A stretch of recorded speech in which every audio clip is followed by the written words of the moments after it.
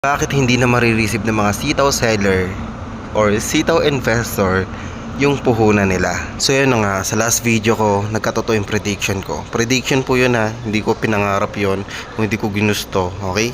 Prediction yun. Ngayong nagsara na yung sitaw, maasa pa rin kayo na yung puhunan na pinasok nyo dun sa wallet, makukuha nyo pa rin, mawithdraw nyo pa rin. Guys, tanggapin nyo na lang yung katotohanan, hindi nyo na makukuha yan. Kasi yan naman talaga yung plano naitakbo yung pera nyo. Hindi nyo pa rin naiintindihan? Wait lang. Gusto ko muna nang pag-usapan natin yung issue na bakit galit kayo doon sa mga taong nag-expose o nagko-content o nagpapaalala lagi sa inyo na sinasabing scam yung sitaw. Bakit sa kanila kayo galit at hindi sa sitaw? Kaming mga content creator ba yung nagtakbo ng pera nyo? Kaming mga content creator ba yung nangako sa inyo? Ha? Hindi naman, di ba? Ito pang isang red flag ha. Ngayon nagsara na yung company, anong pinakita nila sa inyo? Papel lang, post lang, nasarado na sila. Nakita nyo ba nagsalita or humarap kahit video man lang yung may-ari mismo ng company at nagsalita sa harap nyo? Di ba hindi? Hindi siya nagpakita. Sarado na yung company, sarado na yung sitaw. Nagpakita ba? Nagpakilala ba yung mga may-ari? Hindi naman. Wait lang, gusto ko rin ipakita sa inyo yung nasabi ni Proof kay Scam Alert Philippines. So first of all, ayan, so congratulate natin si Anyol kasi nangyari yung kanyang pinaka-aasam-asam, no? Maraming mga buhay, maraming mga pangarap na naman po yung nasira ni Shemny Anyol. Bakit po siya yung sinisisi natin? Nakita mo na kung gaano siya katanga. Bokang puta. Tinutulungan na nga kayo, winawarningan na nga kayo, hindi kayo nakikinig, tapos ngayon, kasalanan niya. Anong utak ang meron to? Utak ipis? Sino ba nangako? Ha? Si Sitaw, di ba? Kayo mga nangako, yung mga content creator, yung mga coach, mga upline, kayo yung mga nangangako. Believe na believe kayo sa Sitaw, di ba? Tiwaling tiwala kayo dyan. Ngayon, kayo pa yung galit dun sa tao nagpapaalala, nagwa-warning sa inyo na magsasara yan, na scam yan, okay? Ngayon, bakit ganun? Ba't ganyan kayo mag-isip? No? Until now, nagtitiwala pa rin kayo kay Sitaw. Okay? Naibibigay sa inyo yung mga pera nyo na mawi-withdraw nyo pa yan. Umaasa pa rin kayo. Ha? Alam mo kung ganyan yung mindset mo, ayaw mo magpatalo, alam mo mali na nga, pinaglalaban mo pa, talo na nga kayo, ayaw mo pa rin magpatalo, hindi mo, kumbaga, hindi mo ma-accept, hindi mo matanggap. Parang ganito yan niloko ka na ng jowa mo, nakita mo nag-cheat sa sayo, may ebidensya kang naglolo ka siya. Kahit anong bigat na nung ebidensya mo, nag-explain siya sa'yo, nagsinungaling siya, nag-isip siya ng ibang dahilan, naniwala ka naman agad. yan yung dahilan kaya maluloko ka ulit. Maluloko ka ulit ng ibang company, okay? Maluloko ka ulit, makukuhaan ka ulit ng pera sa sunod. Ito yung isipin mo ha, ito mga coach nyo na to, ito mga upline nyo na ito mga nag-invite sa inyo, ito mga gumagawa ng mga webinar na to, ito mga content creator ng sitaw na itong mga to, wala naman silang position sa company. Okay, mga kapwa seller mo lang din yan. Wala silang connection sa loob ng company. Tapos naniniwala ka dito, gumagawa lang naman to ng mga excuses Sila na tong gumagawa ng paraan para pagtakpan yung sitaw. Gumagawa sila ng sarili ng kwento, nag-iisip sila ng mga excuses, nag-iisip na sila ng mga conspiracy theory kung bakit hindi nyo ma-withdraw yung pera. Alam mo yun, sila yung naggumagawa ng sarili nilang isip yun hindi galing sa mismong company, gawa-gawa lang nila. Again, sa ganitong issue, dapat mismong may-ari ng company or founder yung magsalita sa inyo. Siya yung haharap sa inyo kahit video lang. Pero nangyari, anong pinakita sa inyo? Papel lang. Papel lang yung papakita sa inyo, tapos nakasulat doon, nasarado na sila. Kung until now, naniniwala ka pa rin sa mga yan, sa pagpa-power nila sa inyo, sa pang-mindset, nako po, next na company, maluloko ka ulit. Naalala mo ba yung sa last part, or baka napanood mo yung video ko tungkol dito sa sitaw? Yung sa last part nun, pinakita ko yung clip or video clip galing sa Now You See Me na movie. Kung hindi mo pa napapanood yung Now You See Me na movie, luma na yun matagal ng movie yan. Yung Now You See Me, yung concept niya ay tungkol sa mga magic. At yung magic performance nila ay sobrang daming tao nilang naluloko. Ang dami nilang taong nadideceive. At itong sitaw na to, at iba pang company, parang magic performance din na nanloloko sila ng tao. So paano ba gumagana yung magic trick? Gumagana yan kasi gumagamit sila ng misdirection. So kung i-apply natin to sa sitaw o kaya sa mga ibang company, so ano yung misdirection na ginagawa nila? So naglalagay sila ng warehouse, ng office, ng mga mukha ng mga mukha ng company. At isa sa misdirection na nakita ko na pinakamalupit na ginawa nila yung paglakad nila ng permit sa SEC. At ngayon, ang sinisisi ng mga vlogger ng sitaw, yung mga content creator ng sitaw, itong mga upline, itong mga nagpa-power na to, ang sinisisi nila ngayon ay yung SEC. Hindi nila sinisisi yung sitaw. SEC ang sinisisi nila kasi hindi na-aprobahan ng sitaw. At para maging effective yung magic trick, syempre gumagamit sila ng mga props. Ngayon, kung i-relate naman natin to sa sitaw, gumamit din sila ng props. Nagpapadala sila ng mga orders nila para magmukhang legit. Kasi pag nag-order yung mga tao, may dumadating nga naman, di ba? May website sila na pangit. At ang science behind magic involves optical and cognitive tricks. Kung i-relate naman natin to kay sitaw, ito yung pera nyo sa wallet na pinasok nyo doon. Tapos ito yung pera na ginagamit nyo sa pag-invest or pag-process ng mga sales. So bibigyan kayo ng mga fake or bot na orders, ipaprocess nyo to, tapos after ng ilang days papasok sa wallet nyo, babalik na may interest na, tapos iisipin nyo, oo nga no, legit nga si sitaw, bumabalik sa akin yung pera, tumutubo ako, nagkakaroon ako ng income, lumalaki yung pera ko, tapos mangungutang ka pa, dadagdagan mo yung puhunan mo, tapos yung income mo doon, yung kinikita mo doon, hindi mo withdrawin, doon lang nakastay. Alam ko halos lahat kayo hindi kayo nagwi-withdraw kasi gusto nyong palakihin yung pera.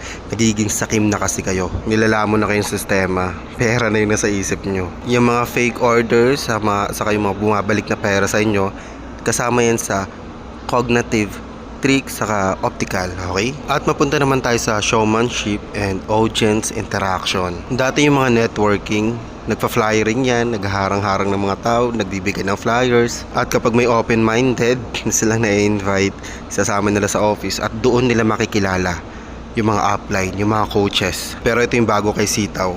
Wala nang interaction sa pag-flyerings through YouTube na, sa Facebook, TikTok, yung mga content creator na ngayon yung tinatarget nila. So magbabayad sila ng mga sikat na content creator para i-promote yung business ni sitaw. At kapag medyo nakilala na to ng mga ibang small time na YouTuber, pag-aaralan nila to. Tapos syempre gagawin nila ng content. At sila na ngayon yung magpo-promote ng sitaw, to mga small time content creator dito sa YouTube. At yung mga big time na content creator, kasi tapos na yung kontrata, sasabihin nila wala na silang connection sa sitaw. At itong mga small time content creator na nagko-content kay sitaw, nagkakaroon sila ng mga fan base or loyal follower ng dahil sa sitaw. At itong mga content creator na to, dahil wala naman talaga silang connection sa sitaw, wala naman talaga silang pwesto sa loob ng office ng sitaw, kung ano-ano yung mga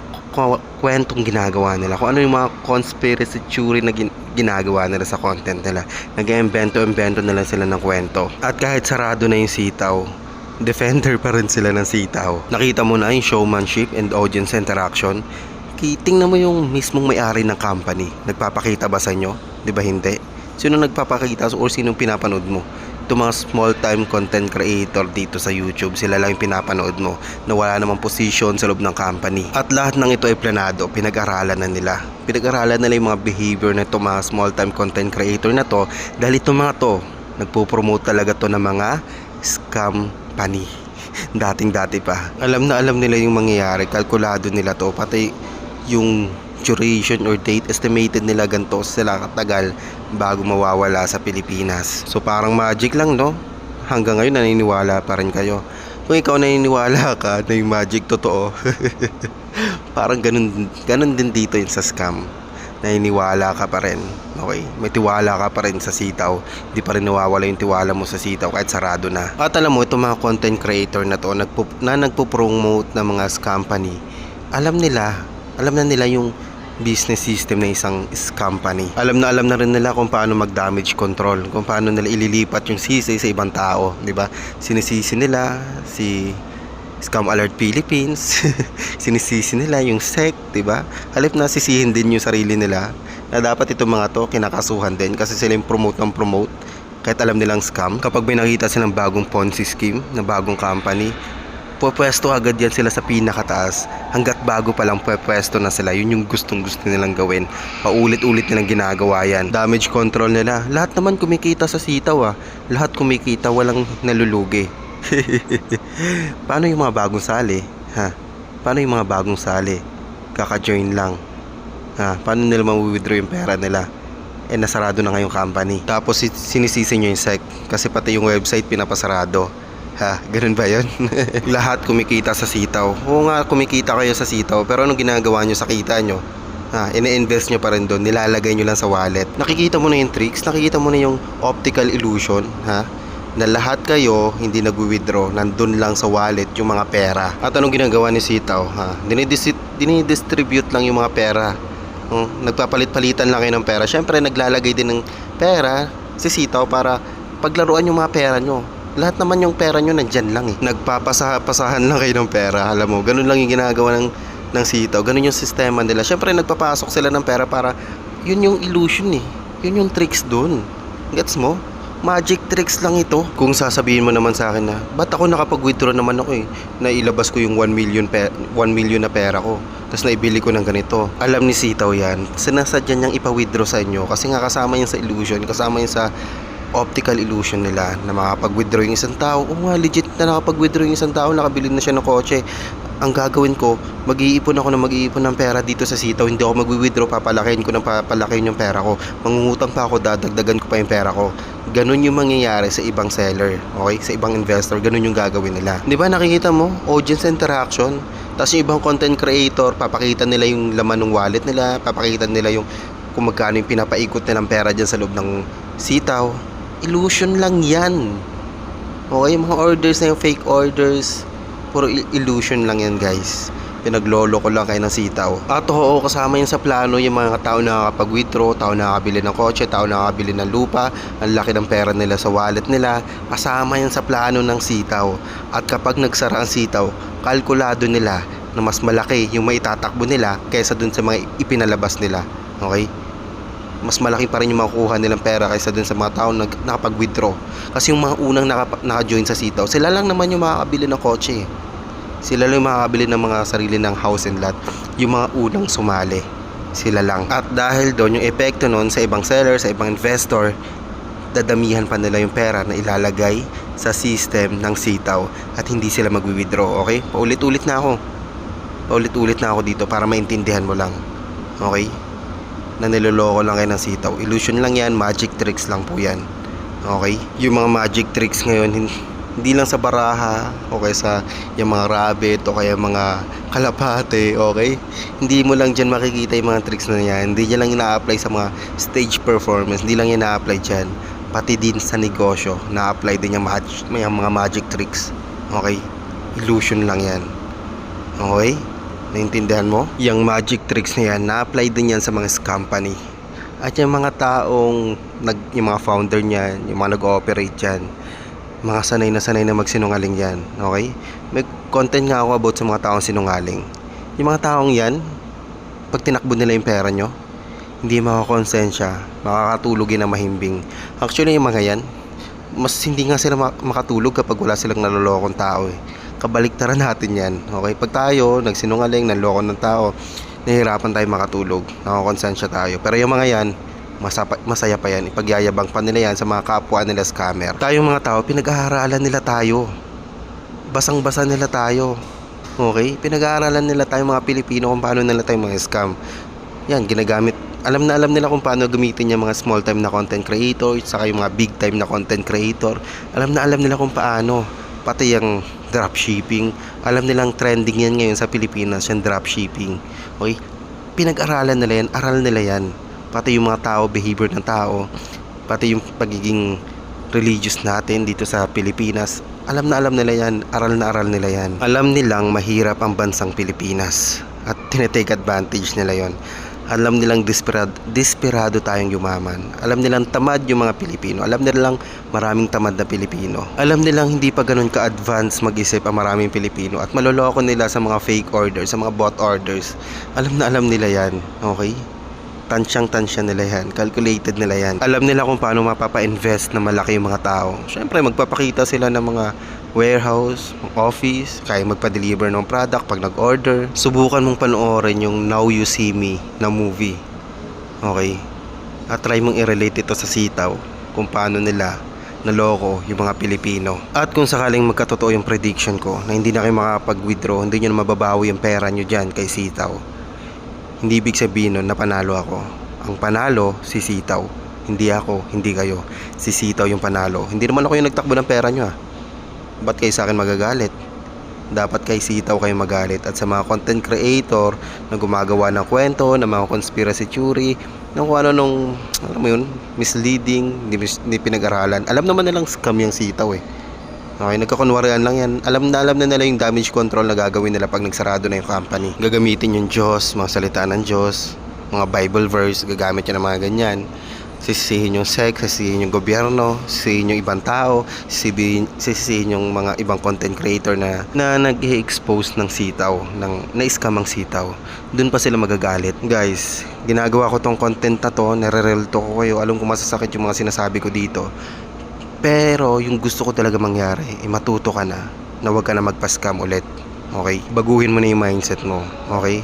Kung sakaling hindi nyo na makuha yung pera kay sita, huwag kayong magalit sa ibang tao. Huwag kayong magalit sa gobyerno. Huwag kayong magalit sa sect. Okay? Huwag din kayong magalit sa sarili nyo. Huwag nyo sisihin yung sarili nyo. Una pa lang, mali at masama na manloko ng kapwa. At yun ang ginawa ng sitaw. Kaya dapat kay sitaw kayo magalit. At hindi sa ibang tao, hindi sa sangay ng gobyerno, hindi sa gobyerno, hindi sa sarili nyo. Dapat kay sitaw kayo magalit. At dun sa mga content creator na until now, dinadepensa ng sitaw. Na until now, nagda-damage control. Okay? Na kinukuha pa rin yung tiwala nyo. Alam nyo kung bakit? Kasi pag may nakita silang bagong company, re-recruitin ulit kayo niyan. Hanggang ngayon, kinukuha pa rin nila yung tiwala nyo. Para ma-invite ulit kayo. Kapag may nakita silang bagong company at pwesto agad sila sa pinakataas ng pyramid. Okay? Ganun yung mangyayari. Kung ayaw mong may scam ulit, baguhin mo yung mindset mo. Pag-aaralan mo yung Ponzi scheme, pag-aaralan mo yung magic tricks na yan. Okay? Pag-aaralan mo rin kung paano magtayo ng traditional business. Baka mamaya, dyan ka maging successful. At hindi sa pag-invest. At yung pagpanggap na seller. Seller pero investor. Okay? Yun lang sa video ito. Peace out.